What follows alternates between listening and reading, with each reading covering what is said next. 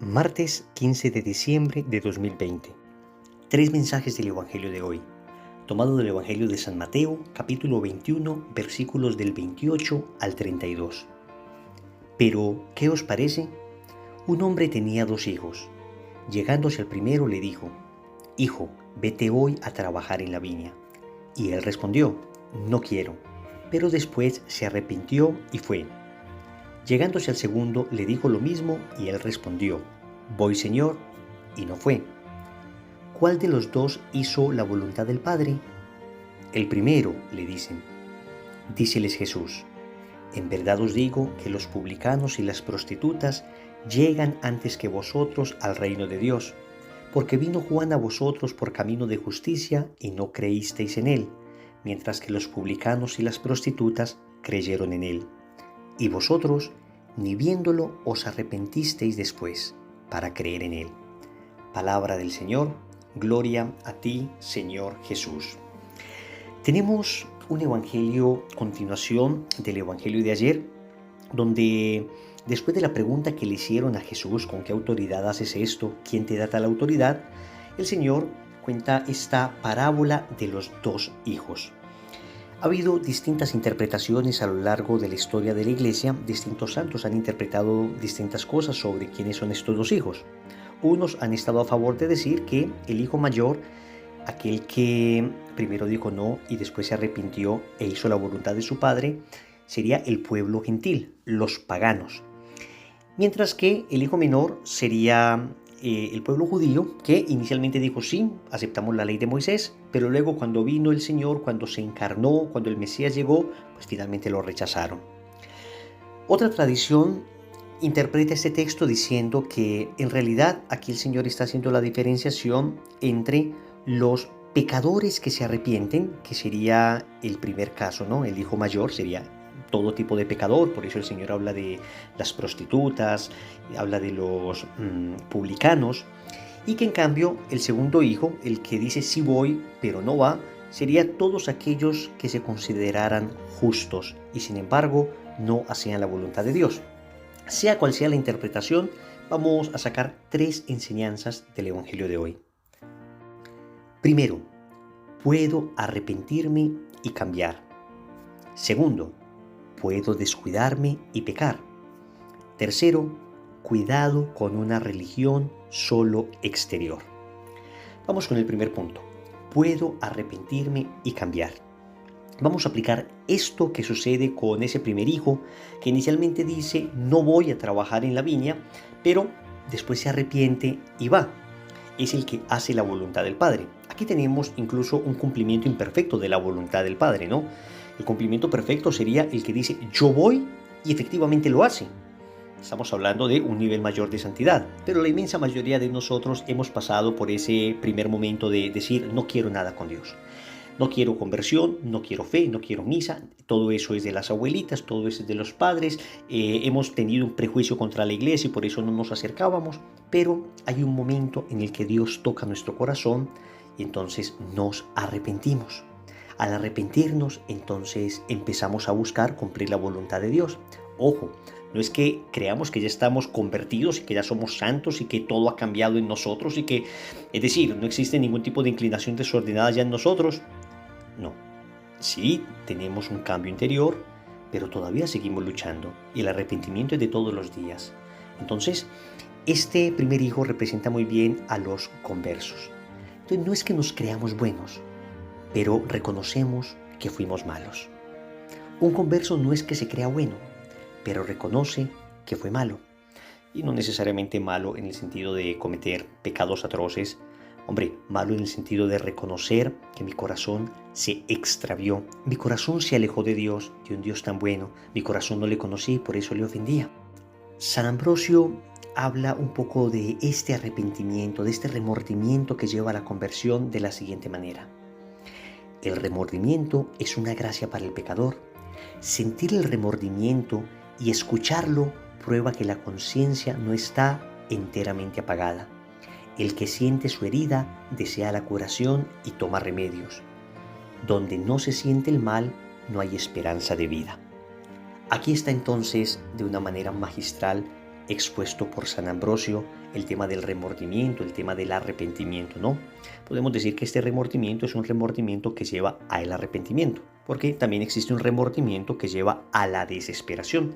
Digamos que fue el remordimiento de Judas, ¿no? Sintió remordimiento, pero en vez de arrepentirse, en vez de pedir perdón, terminó desesperándose y terminó dudando de la misericordia de Dios. Nuestro remordimiento nos debe llevar a el arrepentimiento, a pedir perdón.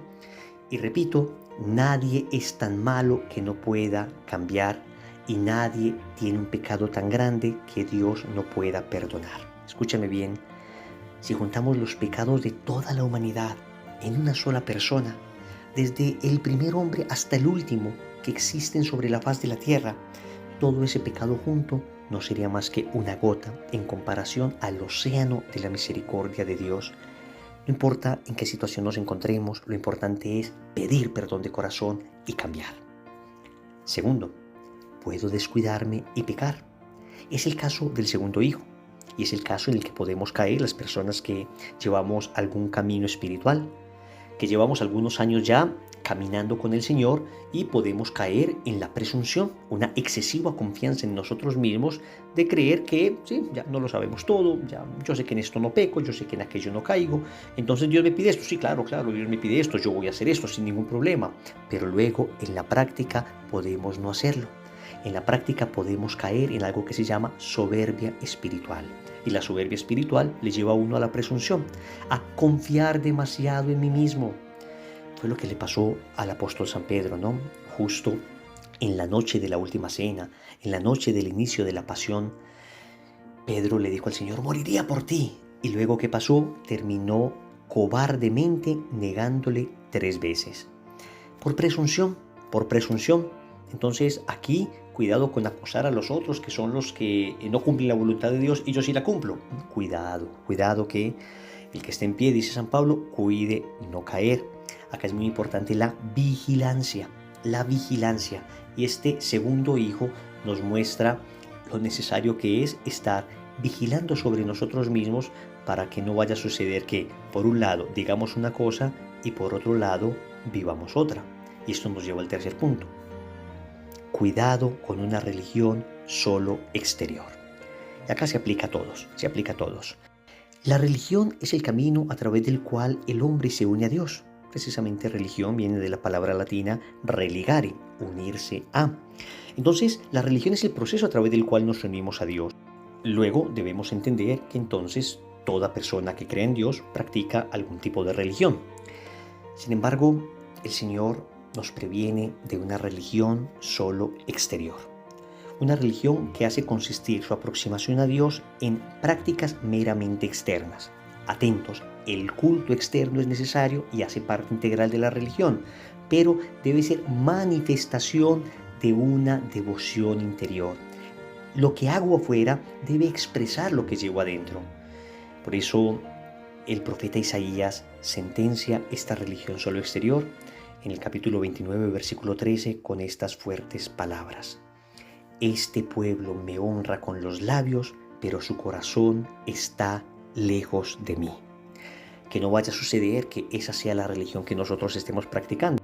Entonces ostento señales externas de mi devoción, alguna medalla, tengo devoción a algún santo, hago su novena, voy a la misa de María Auxiliadora todos los martes o el día que se haga en tu país. Tengo una serie de devociones importantes, incluso vinculadas a la liturgia, pero luego mi vida está en completa oposición a la voluntad de Dios, en completa oposición a lo que Dios me pide. En este sentido, el Señor exhorta a este grupo de ancianos y enviados de los sumos sacerdotes diciendo: los publicanos y las prostitutas os precederán en el reino. Es decir, aquellos que se arrepienten de verdad, aquellos que sienten la necesidad de Dios, aquellos que no se han apoltronado bajo unas prácticas religiosas para callar su conciencia, porque lo que sucede es que muchas veces algunas prácticas religiosas lo único que hacen es adormecer mi conciencia para, de alguna manera, como bálsamo, sentir que algo estoy haciendo.